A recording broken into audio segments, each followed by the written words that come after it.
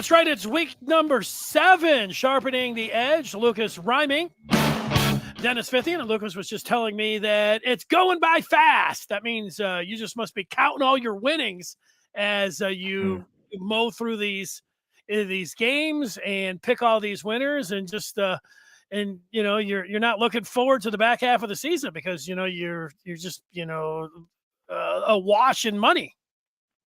Yeah, I mean, it's mostly just that I enjoy football season so much. I don't want it to go by too quick. You got to savor every minute of it. As for the picks, last week was not ideal. Now he brought up 3-5, but on the season now I'm 27, 21, and 2 for showing the picks. So still like +6 units there, which is pretty good. And I feel really good about picks this week. Hopefully that means we got a bunch more winners. Yeah, I just hope that we don't go against one another. I never like when that happens. I smashed it last week. I nailed Michigan, the Lions. I was undefeated in my best bets, but the little asterisk there is that Maryland, who I was already counting that as a win, +20, Ohio State came back and won that by 20, which was a push, which made it feel like a loss. So that wasn't good. I got one story to tell before we get into all of the picks. And if you're just joining us for the first time, welcome in. We make 9 selections for you: Michigan, Michigan State. We pick the Lions, and we'll have 3 best bets. We'll have a prop, a parlay, and we'll have our lock of the week, and that is all forthcoming. Last night, I was watching baseball and the Thursday night game, and I said, I'm going to bet the Thursday night game just to bet it. Real small amount here, but just to have some interest in the Chiefs and the Broncos. And it was 10.5. And I thought, well, that's a gigantic number. And all these trends had, said pick the Broncos. I said, I'm not picking the Broncos ever. I've watched this team. And so I picked the Chiefs minus the 10.5. Well, they were just kicking field goals, but they got up where they were covering the spread. And then the Broncos scored a touchdown and went for the 2-point conversion and made it 8. And, so they had the game covered. But even when that happened, and I've never done this before, I said, I'm glad that I picked the loser here because the Broncos are so miserable. I couldn't even stand it. I'm glad I had my money on the loser. And I turned it over and watched baseball. And then come to find out this morning, the Chiefs ended up covering the bet. So how about that, Lucas? How about that? Yeah. It always feels good when you're on that side of it versus the flip side. Like last night, I don't know if you were watching the West Virginia-Houston game. Didn't bet it myself. Well, I actually did. I had West Virginia +3.5, but they ended up losing on a Hail Mary as time expired. So that was a crazy game too. And yeah, those are, when you have losses like that, those are no fun. Those are the worst. No. The other side, yes, is much better. I like the ones where you get up big and it seems like it's over in the first quarter. So this is over, and then it ends up being over. They just keep, and you're like, wow, and I just wish I would have bet way more. But that's gambling for you. Well, as always, let's start out with Michigan. They're home and they're favored by their biggest spread of the season, 34. Indiana comes in with a new offensive coordinator and a bye week. How do you see the Wolverines and the Hoosiers tomorrow in what is expected to be a rain-soaked game at the start? Yeah, the weather is actually kind of plays into my pick here a little bit. 33.5 was just too many points for me to take Michigan. I think this number is a little bit skewed and inflated by the 2 pick sixes that Michigan had last week. Obviously, they controlled the game against Minnesota, dominated it. But I think those 14 points of pick sixes kind of skew the actual, like the formulas that go into how much they'll be favored in the next game. When you have plays like that are kind of, not necessarily repeatable, actionable skills, like pick sixes, defensive touchdowns, special teams touchdowns normally aren't. That can tend to skew some numbers, and I think that's what's happening here a little bit. To me, they should be more of like a 28-point favorite. But it's still, I've watched this Indiana team a few times, and I just really can't bring myself to bet on Indiana either. I think this game is going to be like a 38-7 type ball game. So the bet I like the most here is actually Michigan in the first quarter to cover the 6.5. I think Michigan's really good on the scripted drives. I really believe in Michigan's defense, particularly early in the game. I know Indiana's, like you said, they changed coordinators. They're coming off a bye week. But I've watched that Indiana offense, and they are not particularly good. So I think Michigan will be able to take pretty much cruise to a nice 7-0 lead by the end of the first quarter. So I'll take them 6.5 to win the first quarter. Yeah, I say watch out for Jalen Lucas Reimink, who's their awesome returner. He's somebody to keep in mind. Now, I don't like betting games when the weather's a factor here. If you said that you thought Michigan to win this game, like, slog through it and win it like 27-3, and there'd be some mistakes, I could definitely see that. Meanwhile, I take the formulas and I'm throwing them out the window for this game. Michigan has been hearing, if you listen to college football people nationally talk about the polls, the Georgia's coming off their best, the win of the week or the season over Kentucky last week, and then they get to Michigan. They say all the other teams in the top 15 have better wins than Michigan. They haven't played anyone. Now, Michigan's taking it week by week, and they can only do what they can do. But they're hearing it about they're not playing anyone. Well, what they can do is go out and just slam their opponent. And I think that's what they're going to do here to Indiana. I think they're going to run them up down one side of the field, drag them out the other. I like Michigan to cover the 34. This will be 3 games in a row, I believe, that if they cover, they will cover. I like the game 45-9. Not very impressed with Indiana on offense or defense, and that's why I think Michigan will be able to name the score. And because they are naming the score, I think they're going to name it big, because they want to at least show people, even though they're not playing anybody, that they can go out there and smack them around. What would really be impressive is they could get a goose egg over there. If they could shut the Hoosiers out. It might be a little bit greedy or whatever else, but we're getting into the back half of the season and Michigan's look so good. I mean, what's next for them? I'm picking a shutout.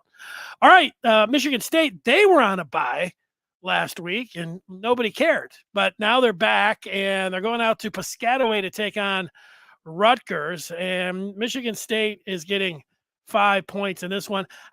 Michigan State's in a free fall. I couldn't see myself. Somebody's forced me, like, hey, you got to bet this game. I'm like, oh my gosh, give me the death penalty. I'll take Rutgers to cover the 5 points. Michigan State, nobody cares. They moved basketball media day into football season so they could get a distraction from the Tucker saga and whatever else is going on. They can't wait for this season to be over.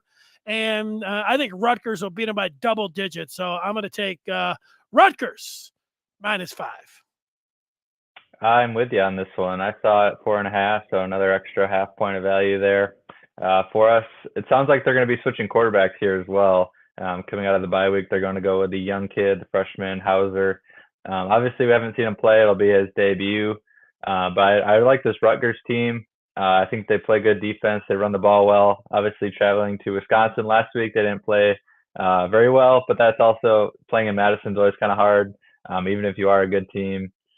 And then this, so for Rutgers going back against Michigan State team that you just mentioned, that they're reeling. It's a young quarterback making his first career start, which is on the road in Piscataway. It's kind of like a sleepy place to play. I wouldn't say it's like a difficult environment. It's more of like a sleepy, like you don't normally get up for that type of game. But so that's kind of the reasoning here. So I like the Scarlet Knights, like 24-17. It's kind of what I'm thinking. Take the Rutgers to cover. A sleepy Spartan team, not a recipe for success with everything that they have going on and the dark cloud that could follow them to New Jersey. All right, that gets us to the Lions. I laid the double-digit number last week, and I was thinking, wow, that's a lot of points for the Lions. And, man, that first quarter, I'm like, man, that was the easiest bet that I've ever made, watching the Lions go out there and take care of the Panthers. This one, I had a friend of mine say, that 3, it looks so easy. That's a trick. Once you start saying things like that, like, so I'm going to go the other way because it's a real tricky number, I am not going to do that. I think the Lions win this game 23-17, lower type score. And I will pick the Lions to win this one by 6 and move to 5-1. I'll lay the 3 points. I would lay 4.5. I'm with you as well. Lions -3. They've been rolling. The offense and defense are both playing better as the season goes along, which is always encouraging to see. I like them in the spot here. I think the Bucks, Baker Mayfield's been pretty good, but I don't think he's as good as maybe the stats suggest. Mike Evans is going to be a go, it sounds like, so that is good news for Bucks. But I get that it's on the road. I don't think the Bucks are all that great. Their defense is pretty good though, so I'm kind of with you. I think it'll be more of a low scoring. I had it at 24-20 is kind of where I'd project it out to. But I still like the Lions to cover that 3 as long as it doesn't get too high. Just want to say, if people are tuning in for the first time or listening to the podcast for the first time, you say, boy, these guys are just in lockstep, man. They compare notes. They're picking the games the same way. This is so far been an aberration. Usually we're on opposite ends of everything, especially when it comes to these next segments, when it comes down to the best bets where we pick 3 games. And I'm going first here. I love these picks, and let's get them up there. First of all, I'm going to all of these big games tomorrow. So buckle up, everybody. The Oregon-Washington game. Oregon, you start looking at the numbers here. Both of these offenses, Lucas, are incredible. There might be, 2 of the top 3. Put USC in there, all the West Coast teams out there. But the Ducks and Huskies, 2 of the best offenses.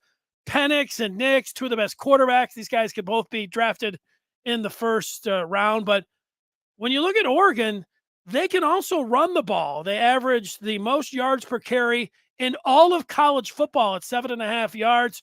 To me, that's what makes me jump on the Ducks. And I get 3 points. I'll take this all day. Give me Oregon over Washington +3.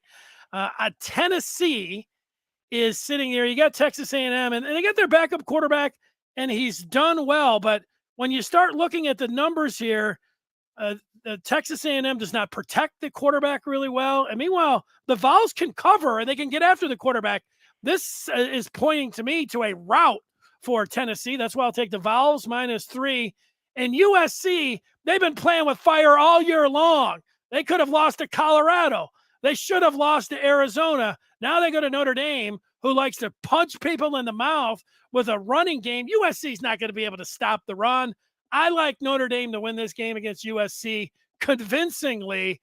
I'll lay the 2.5 gladly. Give me Oregon +3, Tennessee -3, and Notre Dame -2.5 for my best bets of the week. This is kind of scary. We got a lot of agreement this week. This could go badly for both of us. I'll start with a couple games that you didn't talk about. Under 54.5, UCLA and Oregon State. A few reasons I like this one. UCLA's defense is really, really good. They're 5th nationally in total defense, 8th in scoring defense. Brought out a new coordinator from the NFL. Last year, he's totally shifted the dynamic of that team. Their offense, on the other hand, it's a run-based scheme now with Chip Kelly. Dante Moore struggled quite a bit in his last road start at Utah, going on the road, and this one as well. I think he could struggle again in going to Corvallis up in Oregon. And Chip Kelly was just as much as he runs the ball, I just think he's going to want to continue to do that and take pressure off Dante in this road game. I just kind of seems like Oregon State and UCLA just kind of all the signs point to an underplay here. DJU not playing particularly well of the last month or so either. I don't think either offense will be able to move the ball, but I don't think they'll be able to score points at will. So I'll take that under 54.5 there. Go the Buckeyes next. OSU, I got them 19.5. The defense is really, really good. I think the offense is still a work in progress. I think there's a chance it gets going eventually. I don't want to say it's a great chance, but I still think there's that upside there. Trevion Henderson being out for them last week, I think really impacted their ground game, puts more pressure on Kyle McCord in the passing game to carry the load. And I don't know if McCord is that type of player yet at this stage in his career. It's just been a little bit of a struggle when they cannot run the football as well as they want to. So when you look at Purdue, how do they stop the run? Well, not very good. They're 84th nationally in stopping the run. Not very good, like I mentioned. So I think the Buckeye offense will cruise to a good day, mostly on the ground. The defense will continue to play lights out against a Purdue offense that's struggled with consistency all year long. Chance or two, there's a turnover in this game as well. I like the Buckeyes to cover the 19.5 on the road. And I have Oregon plus the 3, plus I saw it 3.5 as well. Some of the same reasons you mentioned. Both the offenses are pretty dynamic. The Ducks, though, I believe, have the better defensive personnel pretty much up and down the defense, both in the front seven and in the back end. I trust their defense to be able to get more stops when it matters than Washington, who we haven't really seen their defense get fully tested yet. I think this is the game where you see preseason. I had Washington secondary as the question mark of that team. It's a game that this like they'll know after this game going against Bo Nix and Troy Franklin how good that Washington secondary is. It's been good in the past traditionally, but it's my biggest question mark of this team this year. I don't trust it yet. I don't trust what I've seen from them so far this year. So I like the Ducks to go on the road. I think they went outright, like you mentioned. So that's pretty scary. We got like 4 picks so far that were with each other. Yeah, that is kind of scary, but hey, maybe, with everything lining up, this is the time. And John is with you. He takes Ohio State at 19.5 as well. All right, we still have a parlay, a prop, and our best bets. Let's see if we can get some disagreement in these. I'll go with the parlay. I've got one locked and loaded, and I'm taking a page from your book. And if, again, this is the first time you're listening, Lucas, the last couple of weeks, has taken some heavy favorites, and he's just parlayed them. Number 1 team, number 2 team, number 3 team. Now, Michigan was off the board, and someone else that was a heavy favorite was off the board. Georgia, I think. I didn't see one Yeah, for Georgia. I don't know why that was, but since I like Oregon, it's just if they're favored by too many. They just won't give out a line just because it's not worth it.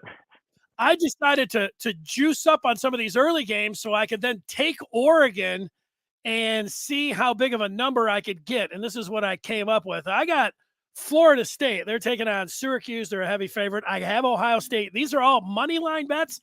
And Alabama is taking on Arkansas. And Bama's a double-digit favorite there. These 3 should cruise. And if they are able to do that, then I could take Oregon on the money line. And I got plus 195. I call this one the Oregon Trail Quad Parlay. And you get plus 195, and I'll know it heading into this game if I'm going to have that big number or not. I'm going to juice it up on the Trail Quad Parlay. Florida State, Ohio State, Bama, and Oregon all on the money line. That's my parlay. All right, I am going to stick with my strategy here again. I call this one it's like a 4-team money line parlay. I'm going to call it the home cooking parlay because I'm taking a bunch of home favorites again here. Kind of like you mentioned, I've hit this a few times this year. It's just a strategy that's been working for me. Didn't hit it last week. Miami really let me down. They had interesting situation there, but yeah, they were. That's a killer. Yeah, that one was tough.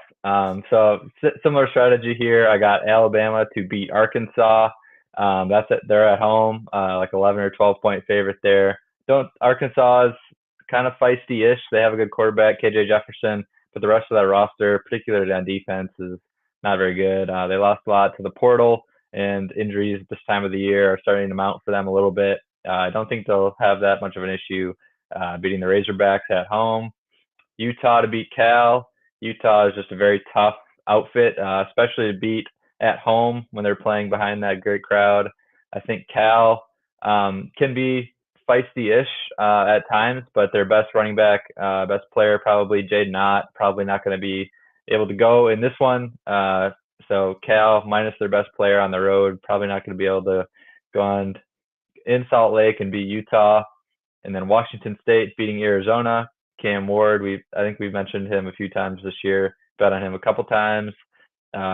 He's been playing well. Arizona, on the other hand, they just switched quarterbacks. And the new guy he played against USC last week actually looked pretty well. Jaden DeLora was the former starting quarterback there. Wasn't really living up to par. They travel to Washington State. Like you mentioned a few weeks ago, Washington State, Pullman's kind of a hard place to play. So I think Washington State continues that run they've been on, especially at home, beating an Arizona squad is just not up to the task there.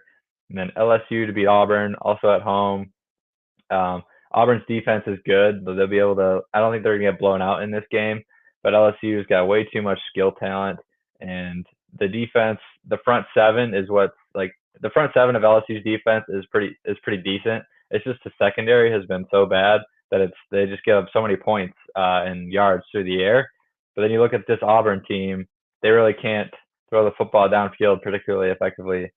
So I just it's a bad matchup I think for Auburn for a few reasons in that regard. So I think LSU should have no problem there. Night game at home against like a bad matchup in my opinion for Auburn. So that take all those favorites plus 132 home cooking 14 money line parlay. It's trying to hit it again. Bama, Utah, Washington State, and LSU sounds like a winning formula to me.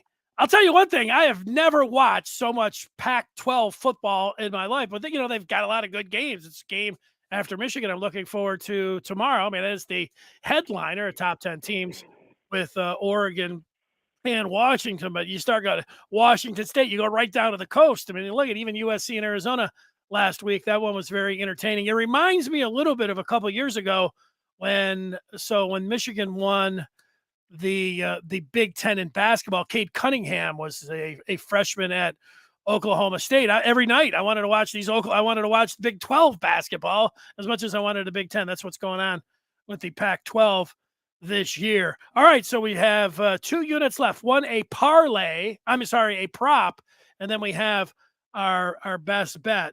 So I have been waiting, and I have jumped in on this once or twice, and it's an anytime touchdown from Donovan Edwards.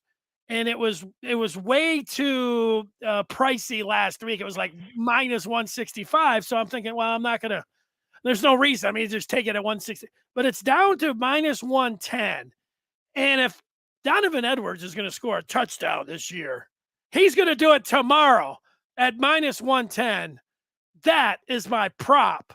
The one-armed bandit to get into the end zone with an anytime touchdown, minus 110, my prop. This is getting scarier the more we go. I don't have the touchdown parlay, but I have a Donovan Edwards prop as well. I'm just taking the over 35.5 rushing yards. The weather forecast in this game, rainy and cold. I think Michigan's going to lean on the ground game in this one. Talked a little bit about that earlier and why I didn't want to bet Michigan to cover.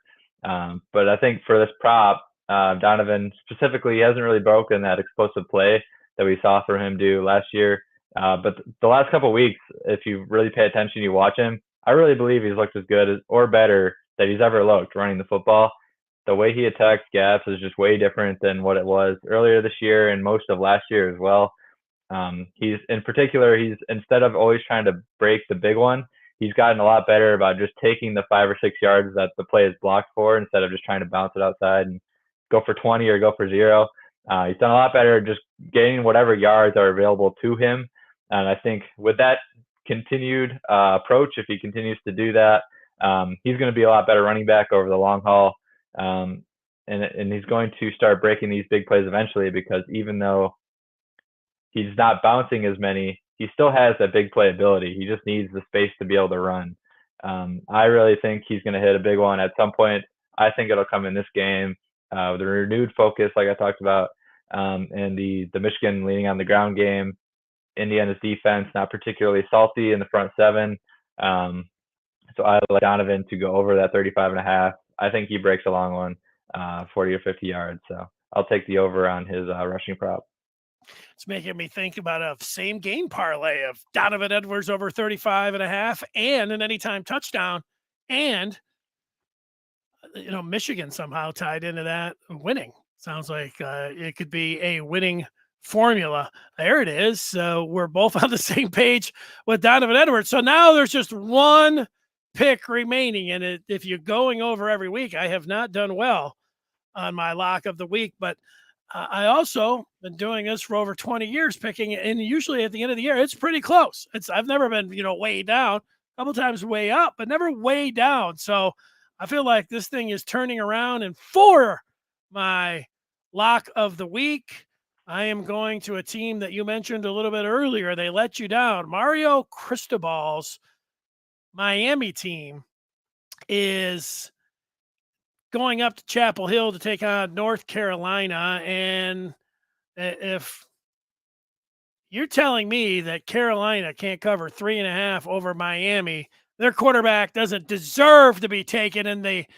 with the second pick of the NFL draft. He can't beat anybody. This makes me feel like this is going to be a lock of the week. I think Carolina beats Miami convincingly. I'll lay the 3.5. Lock of the week, the Tar Heels over the Canes.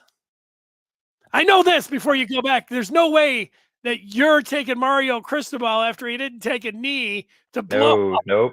your bets. You're not coming. You're not coming back. I'll probably not touch Miami the rest of the year. I am scarred. That one hurt. Because I had them in my parlay, and I also had them as one of my best bets. It was the minus the 19, and that game it went sideways very early. They had in like the early of the second quarter, they were at a drive. They had a running back or a ball carrier. I don't know if it was a receiver. He had about 10 yards of free space, and he dove to try and get in the end zone, and ended up fumbling out of the back of the end zone. So it should have been like a 7-0 Miami lead, like early on. Ended up the 0-0 game, and Georgia Tech gets the ball because he fumbled out of the end zone. And then the whole debacle at the end of the game, that was just, I'll probably won't touch Miami the rest of the year just because I'm scarred. It'd have to be the right spot for me to jump back in.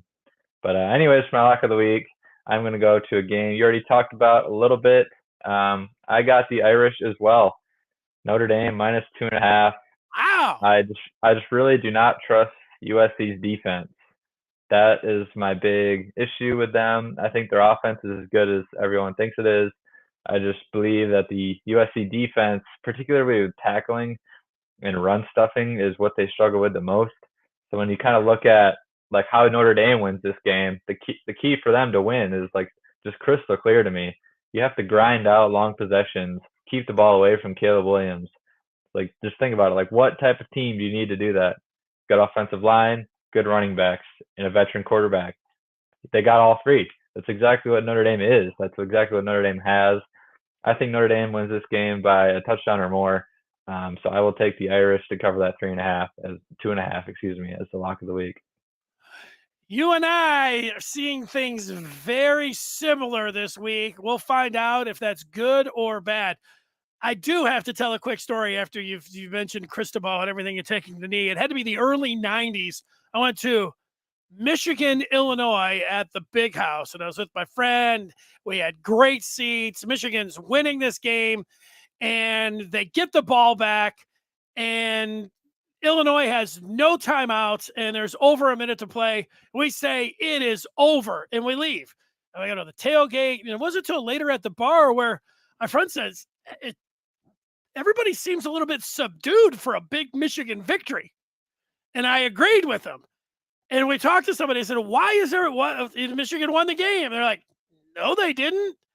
Ricky Powers, a running back for Michigan, Michigan decided to hand the ball off instead of taking a knee.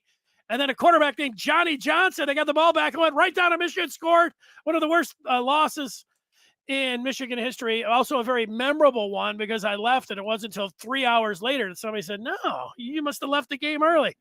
They were right. Michigan, the Cristobal 30 years ago or so, it happened to the Wolverines. So, yeah, I guess it can happen to anyone. Great job, Lucas. I love all of your selections. I think everybody should go to the window and, we're unified. And let's make it happen in week 7. Great job.